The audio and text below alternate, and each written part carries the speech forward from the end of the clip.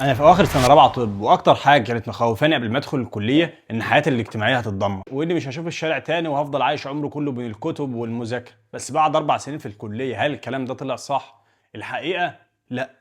في ايام بتبقى مضغوط فيها جدا، وممكن فعلا ما تعملش فيها حاجه غير انك تذاكر، عندك امتحانات كتير، لكن في نفس الوقت عادي جدا تنزل جيم وتلعب كوره وتخرج مع اصحابك وتقضي وقت بس معاهم. تتعلم حاجه مهمه جدا وهي الموازنه. انا مثلا لما ابدا مديول جديد بيبقى عندي مساحه اكبر شويه.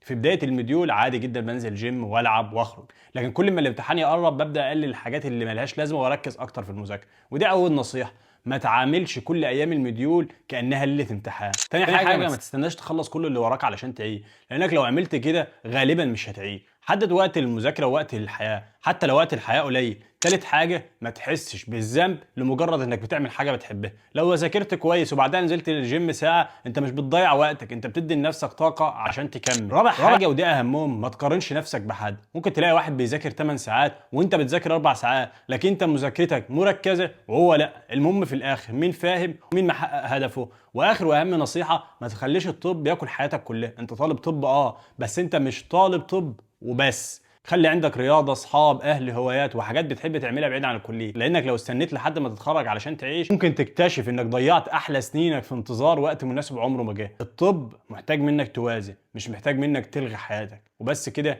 انا عمر الجندي بقدم نصايح كده كده هتفيدك، فما تنساش تعمل لي متابعه.